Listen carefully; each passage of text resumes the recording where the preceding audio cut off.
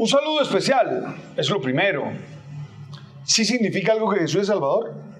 Claro. ¿Eso significa algo para la gente del siglo XXI? Puede significar. Significa, no sé si lo que signifique sea necesariamente lo que deberíamos. ¿Para los jóvenes les significa algo que Jesús es el Salvador? Bien dicho, sí, claro. ¿Para los reggaetoneros les significa algo? Sí, claro.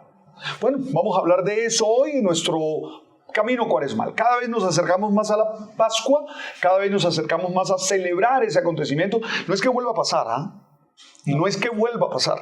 Que se quede claro, no es que vuelva a suceder eso, a Jesús no lo vuelven a matar, ni nada, y son bellas expresiones que lo matan cuando tú pecas, todo eso son bellas expresiones, pero no dicen la realidad. ¿Bellas de verdad? Sí, me parecen bellas, poéticas, pero fundamentalmente lo que nosotros hacemos es celebrar un misterio, y al celebrarlo, de alguna manera lo hacemos presente en nuestra vida, ¿verdad? Pero no es que vuelva a acontecer, para que eso quede claro, porque hay mucha gente llorando por estos días, y vuelve a llorar, como si no, se trata de celebrar el misterio. Entonces nos vamos acercando. Pero claro, porque se nos ha presentado de una manera casi que de museo. De una manera casi que de museo, un museo intentando conmover, pero además conmover normalmente desde la culpa, ¿no? Desde está ahí porque tú lo estás poniendo ahí, ¿no? Y ya no está ahí. Peor. Ya no está ahí. Peor. A mí me parece a veces un espectáculo al que asiste mucha gente a ver. Yo he estado en algunas celebraciones en las que realmente entre eso y la ópera no hay diferencias. Pero la ópera es bonita. No, y esto también es bonito, pero no me conecta. Es decir, yo el otro día estuve en una celebración, no voy a decir dónde, ni cómo, ni cuándo, pero fue una celebración pomposa, una celebración de cantos extraordinarios, pero era un ejercicio de puesta en escena, que a mí me asusta, porque yo creo que la liturgia es un participar, la liturgia es un estar. Pero bueno, entrémosle a la pregunta. ¿Cuál es la pregunta de hoy? La pregunta de hoy es qué significa, a Jesús se le trata con 3 títulos principalmente, ¿no? Mesías, Salvador e Hijo de Dios. Ok. Lo primero que se dice cuando se habla de Jesús es eso. Es decir, cuando se empieza a escuchar de Jesús en ese marco del Imperio Romano de la segunda mitad del siglo I, lo que se empieza a escuchar de Jesús, o justo una década antes de esa primera mitad, es decir, año 40, 50, cuando empiezan a expandirse todos estos movimientos, lo que se escucha es, ahí está el Salvador, ahí está el Mesías, ahí está el Hijo de Dios. Y eso luego pues se vuelven unas palabras, que se vuelven unas afirmaciones, que se vuelven unas creencias que llegan hasta nuestros días, las repetimos todo el tiempo, pero habría que ver qué significan para nosotros hoy, ¿no? Claro, ¿qué significa que Jesús es el Mesías? ¿Qué significa que Jesús es el Salvador? ¿Y qué significa que Jesús es el Hijo de Dios? Es importante aquí, Beto, ir al contexto histórico y luego interpretar, porque yo creo que desde el siglo XXI necesitamos interpretar eso. Si nosotros no podemos seguir usando el mismo lenguaje. Yo creo que uno de los problemas que nosotros tenemos es que seguimos usando el mismo lenguaje que hoy puede terminar vacío o hoy puede significar otra cosa. Entonces vamos al núcleo histórico y ¿te parece si luego actualizamos? Sí, porque además creo que al tiempo al que nos remitimos cuando decimos estas cosas ni siquiera es el tiempo de la Biblia.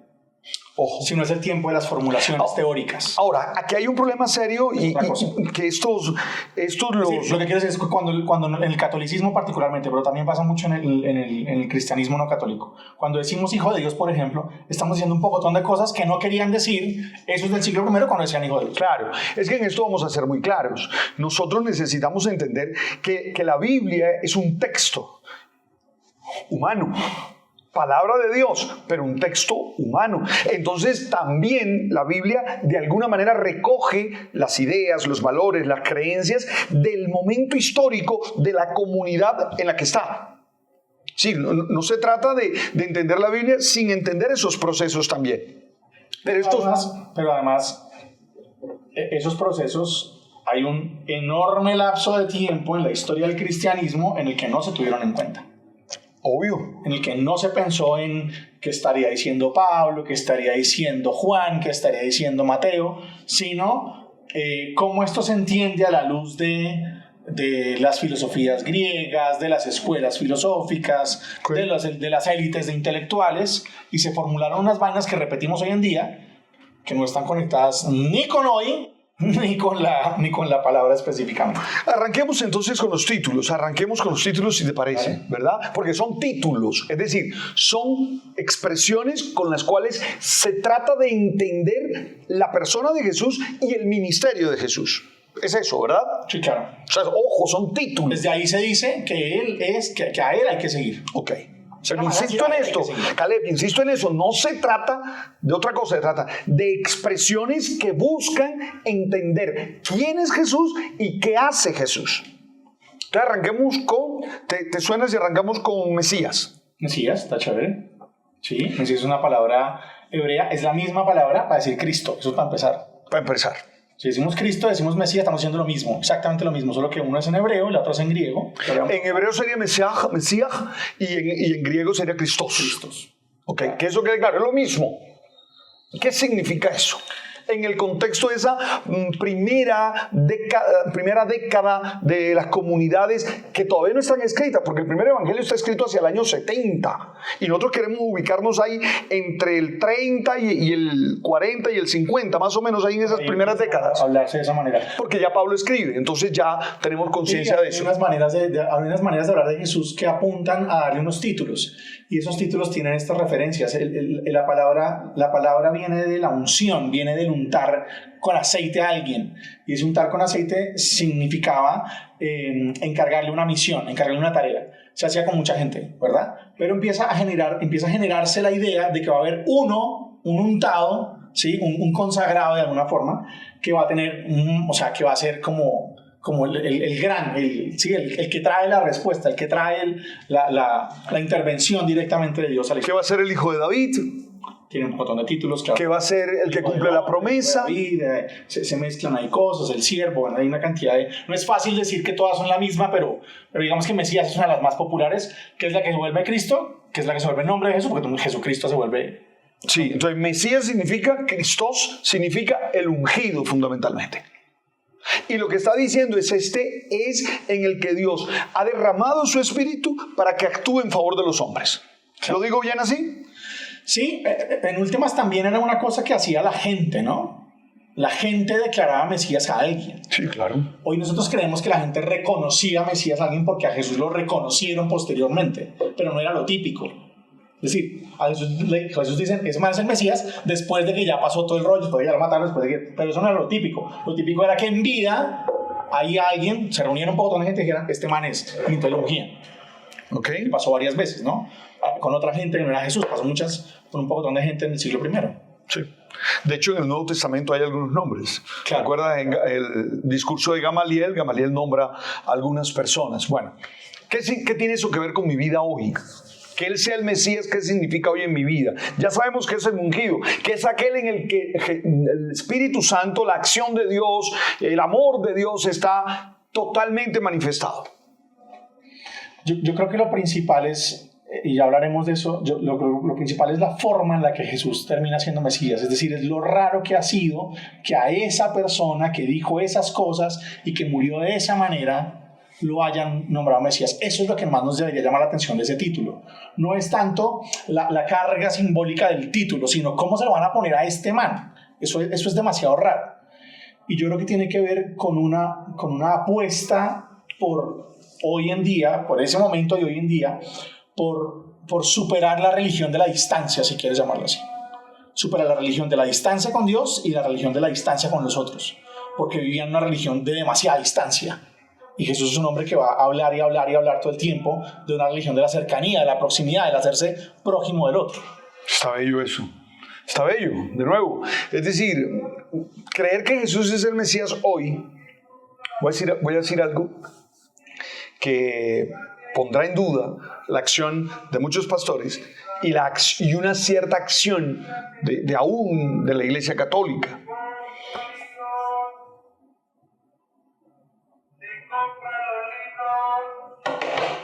Compran los libros. Me dicen ascos acá, ¿qué va a decir Alberto, por Dios? No, es que ¿qué hago yo? Se compran los libros, después eso sale ahí. No, que la gente lea, Ojalá sean esos libros que se compran.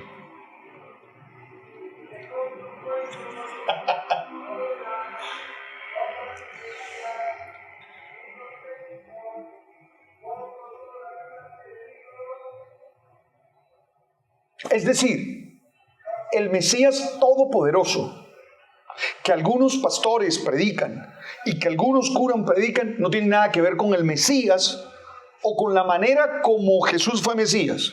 Eso es lo que quiero decir. Lo que quiero decir es que esa pomposidad que está presente hoy en todas las partes, está presente en la Iglesia Católica, claro, con unas liturgias que tienen que ver con la tradición, que tienen que ver con los anacrónicas. Bueno, no voy a entrar en esa discusión, pero que tienen que ver con las liturgias protestantes donde hay show, donde hay tapa, y que sigue siendo lo mismo de pomposo y lo mismo de terrible. Eso no tiene nada que ver con el Mesías Jesús. El Mesías Jesús no era así de espectacular. El Mesías Jesús, al contrario, tenía que subvertir esa lógica.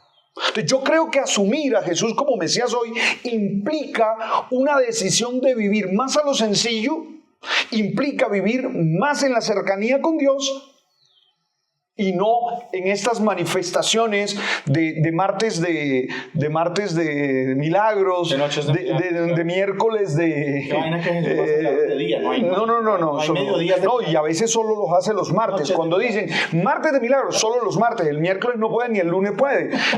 Pero bueno, o cuando me encuentro con esas liturgias hieréticas. El 14, es el 14 nomás. El 14, no puede ser otro día, tiene que ser el 14. Yo lo diría así. El cristianismo es esa gente que declaró Mesías a un man que no era nada de eso que estás diciendo. A un man que no era... no era un showman. No era showman, no era el centro de atención, no era, aunque... Porque hay que entender bien, ya hablaremos de los milagros, pero no era un repartidor de vainas raras. Sí, ni de beneficios ni de privilegios espectaculares, pero sí era alguien que había roto completamente esa religión de la distancia, en la que Dios aparecía demasiado lejos y había que hacer un montón de cosas para poder estar cerca, y en la que había razones para distanciarse de los otros. Porque estás enfermo, porque tienes fiebre, porque estás sangrando, porque tocaste un pescado, porque tocaste un cerdo, porque eres hijo de no sé quién, porque naciste de esa línea para allá, y entonces todas esas posibilidades que había para distanciarse, él las rompe. Claro. ¿Sabes en qué está? ¿Ves tú? Caleb, yo creo que Jesús de Nazaret es la plenitud del yavismo. Esto es una tesis teológica que algún día habría que discutir. Habría que buscar cuáles son las características del yavismo como tradición literaria, teológica, y yo creo que Jesús es eso. ¿Sabes por qué pienso eso? Porque mira, el Dios del yavismo se paseaba cogiendo el frescor de la tarde. El Dios del yavismo le hacía taparrabos a los primeros hombres. ¿Te acuerdas que más cercanía ahí no hay cual? Claro. Esos antropomorfismos explican la experiencia de un Dios muy cercano. Y yo creo que Jesús lleva eso hasta la plenitud. Y por eso hoy es complicado, porque nosotros tenemos unas manifestaciones religiosas que le rinden una cantidad de honores a Jesús, más parecido a esa época de las monarquías y las vainas, ¿sí? La gente ni siquiera trata a Jesús como trata a los influencers, a los que se les concede como esta fama y todo eso. No. La gente trata a Jesús un poco como si fuera el embajador de la India, ¿no? Llegando. Es una vaina como una distancia, como una cosa, y no siendo claros que decir eres el Mesías, eres el Cristo, implica necesariamente decir estás al lado y Dios está a mi lado, y Dios está preocupado por mí, y Dios está cerca de mí, y no tengo ninguna razón para alejarme de nadie, ¿sí? Y entonces creo que eso sería mucho más cristiano, claro, que muchas de las liturgias y ritos que hacemos. Salvador. ¿Qué significa que Jesús es Salvador? Vayamos al núcleo histórico. Hay dos cosas. Hay una parte que se puede entender desde la tradición judía, y hay una parte que se puede entender desde la tradición romana, okay, desde la política romana.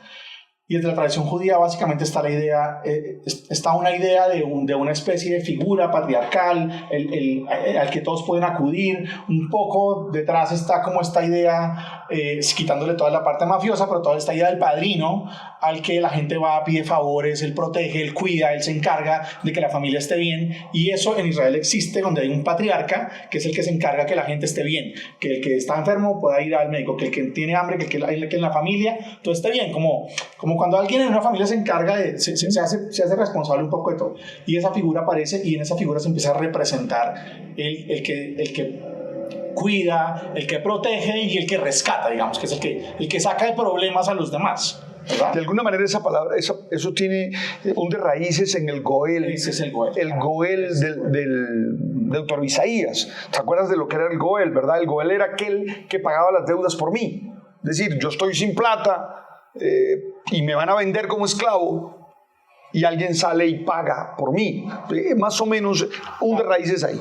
Pero, mira lo interesante de esa tradición, y es que ellos también toman unas decisiones para que eso no dependa de personas necesariamente, ¿sí? Como el jubileo, ahora que estamos en un año de jubileo, ¿no? Y en el jubileo hay un momento en el cual esas deudas se rompen, se cierran, se condonan, y entonces ya no dependemos del Goel, sino que termina Israel también siendo Goel de todos, ¿no? Y ahí hay una figura interesante de cómo nos rescatamos mutuamente si somos hermanos, ¿no? Y entonces cuando los cristianos están diciendo que Jesús es Salvador, están diciendo que esa forma de vivir y que esa forma de ser y que esa forma de morir nos lleva también a ser rescatados, ¿no? Claro. Pero yo realmente creo, para aplicarlo yo, en el siglo XXI, yo creo que hay que entender bien que la palabra salvación hoy tiene que ser reinterpretada. O sea, yo creo que Jesús es el Salvador. Yo no dudo que Jesús sea el Salvador. Pero tengo que entender hoy, en pleno siglo XXI, qué significa que Él es mi Salvador. Porque ya hay unos mitos que ya no tienen nada que ver conmigo. Si yo, perdóname, te lo digo claro, y eso me va a costar sangre, no tengo ningún problema. Yo no creo que yo haya nacido con deuda ante nadie. Okay. Yo no nací con deuda ante nadie. Yo nací con una condición, yo nací con un ser proclive, pero es por mi estructura, por lo que soy. ¿Me hago entender? Sí, pero lo que pasa es que ahí entró un tema jurídico, cuando en realidad era un tema económico.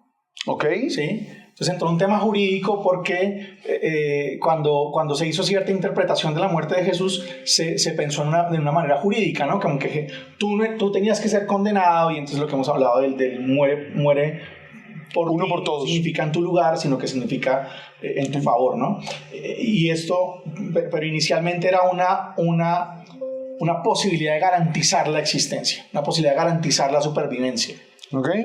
No es como que claro, termina en eso. El problema es que termina en eso. El problema es que todos estos discursos que hemos hablado de la Edad Media, todos estos discursos dogmáticos, todos estos discursos de tener que ponerle a partir de los padres y principalmente San Agustín, de tener que ponerle al ser humano algo que Jesús tenga que pagar, ¿sí? Metemos una categoría y luego hay que explicar esa categoría. Claro. ¿Sí? Hay que explicar esa categoría de cualquier manera. Pero bueno, yo voy a ser claro. Dios sería muy cruel si me va a cobrar a mí lo que hizo uno de mis tatarabuelos. Sí, además Jesús está en contra de esa idea. Obvio. Pregúntale al ciego de nacimiento en el capítulo 9 de Juan. Sí, entonces para mí, yo sí creo que Él es mi Salvador.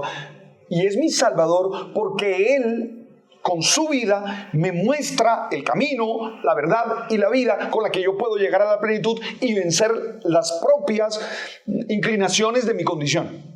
Claro. ¿Me hago entender o no? Es decir, yo soy proclive y soy tendiente a. Yo soy proclive al egoísmo, por ejemplo. Solamente por el hecho de ser humano. Yo creo que por el hecho de haber crecido en un mundo que fomenta el egoísmo. Pero bueno, esa es otra discusión que no la voy a comprar.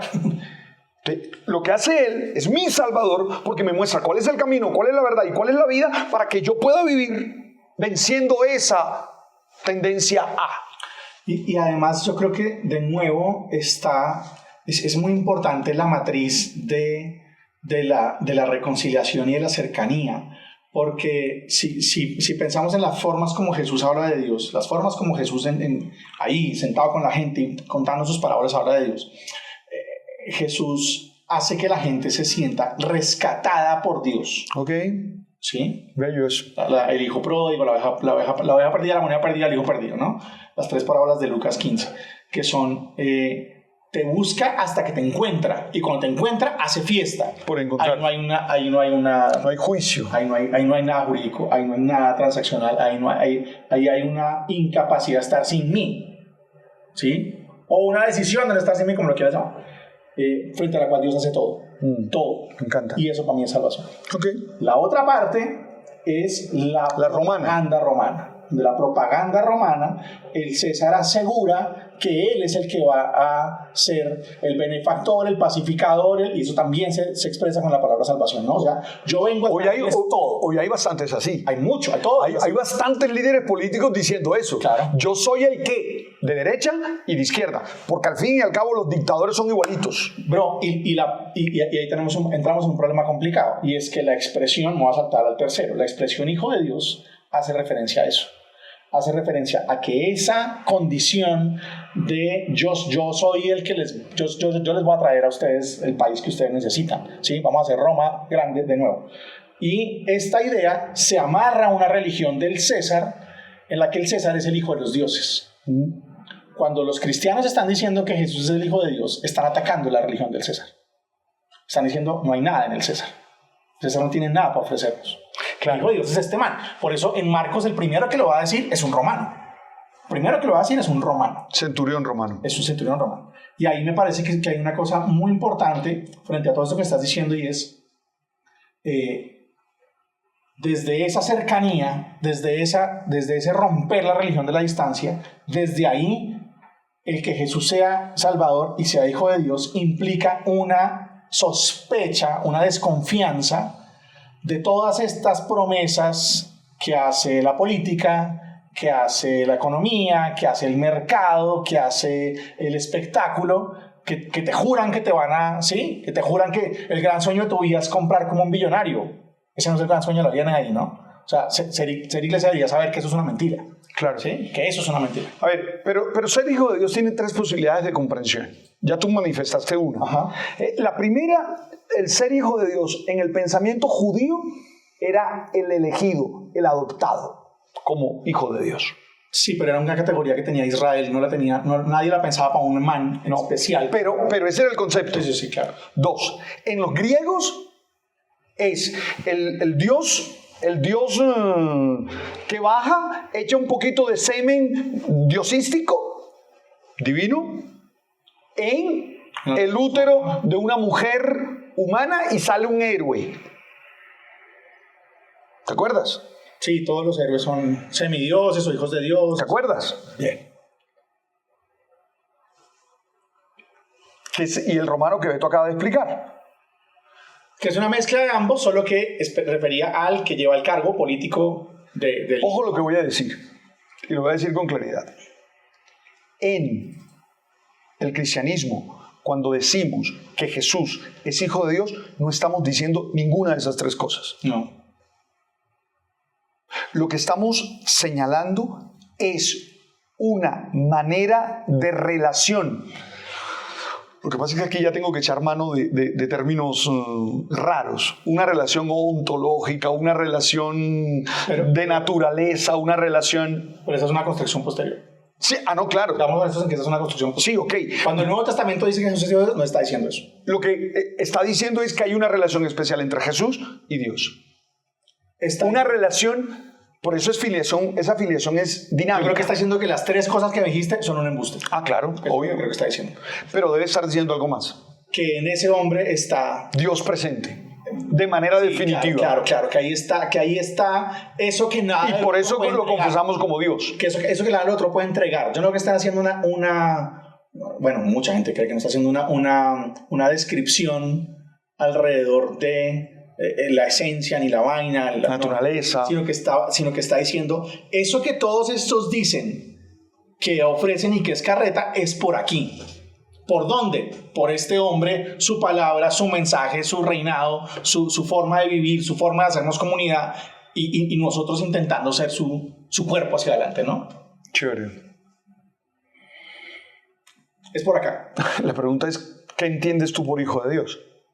No, es que la pregunta es esa hoy para ti. ¿Qué entiendes tú por hijo de Dios? Es que si obviamente... Porque sospecho que tú puedes estar entendiendo a un héroe romano o a un héroe griego, o sospecho que tú puedes estar en el adopcionismo judío. Pero nosotros lo que sí tenemos es un pocotón de ofertas igualitas. A las que no le estamos diciendo, ahí no hay nada. Ok.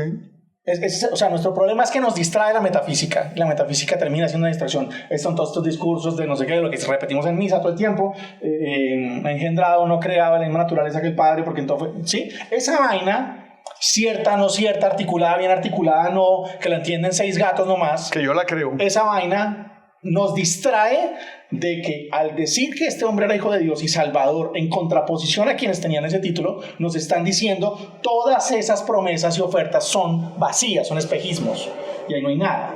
Y yo creo que hoy seguimos teniendo un montón de promesas y cosas a las que nunca decimos eso es un espejismo, porque nos quedamos enredados en si tú crees o no crees la vaina metafísica. ¿Es claro, Caleb, lo que hemos dicho? Dime 2 preguntas si es claro. Dime 2 preguntas si es claro, porque tengo la sospecha de que puede no serlo. Entonces, ya que aquí tengo, no le digo a Yu porque Yu no nos ha parado bola, pero Caleb sí. Entonces, Yu, si nos has parado bola, una pregunta. Es decir, ¿qué pregunta tendrías? Vale. Entonces, para los judíos, ¿no? Para los judíos y hijo de Dios es como, digamos, esa... Bueno, no mentiras. Lo que he entendido es la manifestación, ¿cierto? Entonces, ¿qué vendría siendo, digamos, como tal ya el término definitivo de hijo de Dios? Claro. Yo creo que significa una actitud de, insisto, sospecha frente a todas las cosas del mundo que te dicen, aquí está la felicidad. Yo creo que significa una actitud de desconfianza, no frente a la vida, no frente a la gente, no frente a que todo esto tenga sentido, sino frente a las promesas, insisto, a las promesas del pocotón de políticos de derecha, izquierda, de centro, de arriba y abajo que te dicen yo tengo la solución y que no la tienen. Frente a las instituciones religiosas que te dicen yo soy la única, yo soy la verdadera, yo soy la auténtica, fuera a mí no hay nada, ahí no hay nada. ¿Sí? Frente al mercado que te dice si haces esto, compras esto, viajas a tal parte, haces esto y esto y esto, aquí está la felicidad, tampoco. Frente al espectáculo que te dice prueba esto, mira las luces, mira no sé qué, ten las masas detrás tuyo, y ahí no hay nada, ¿sí? Y que no hay nada lo vemos un montón de veces en el pocotón de gente que pasa por todas estas vainas y sin embargo no resuelven y siguen con la vida destruida, ¿sí? Cosa que no nos debe alegrar, sino que nos debe decir pucha, esto es un embuste, esto es una estafa. Claro. Es la demostración de una estafa y es la posibilidad de encontrar que si hay otro camino que no pasa por todo esto y que te invita a la realización y que sería el contenido de toda la predicación de Jesús, que es lo que habría que trabajar. Claro. Yo diría que ser hijo de Dios hoy, que Jesús es hijo de Dios hoy significa que Dios se manifiesta plenamente en él y que si queremos conocer a Dios tenemos que conocer la palabra de Jesús y las acciones de Jesús. ¿Y cómo hablaba Jesús de Dios? Y cómo hablaba Jesús de Dios. Claro. Joseph Fitzmayer, un teólogo que a mí me gusta, dice lo siguiente. Genio en Lucas. Sí, es un biblista lucano. Dice, Jesús es Salvador porque su vida, muerte y resurrección abren un nuevo acceso a Dios. Establece una relación nueva y definitiva entre Dios y la humanidad, claro, que es de cercanía. No es salvación como rescate mágico, sino como reconciliación real. Jesús reconcilia lo que estaba roto, sana lo que estaba herido, restaura la comunión que nuestra manera de actuar equivocada había dañado. Sí, esa frase final me causa problemas porque yo creo que la relación estaba más, depende cómo entendamos esa manera de actuar. Pero yo creo que la relación, lo que más daña la relación con Dios es el dedo acusador de la religión, más que la equivocación de la persona. La persona equivocada suele saber que necesita ayuda. El dedo acusador que te dice, ¿ves lo que hiciste? ¿Ves lo que estás sufriendo? Te lo mereces. Y prepárate, porque te van a decir un montón de cosas así, ¿oíste? Creo que eso es más una obra que divide que incluso la misma equivocación personal. Muy bien, no tenemos... tenemos claridad. Hoy queremos entender qué significa que Jesús es Mesías, Salvador e Hijo de Dios. Y hemos querido dejar claro qué significa que en Él se reconcilia la humanidad con Dios, en cuanto ya no hay distancias, en cuanto ya no hay esa separación que le hace vivir al hombre perdido, sin brújula, en medio del laberinto de la vida.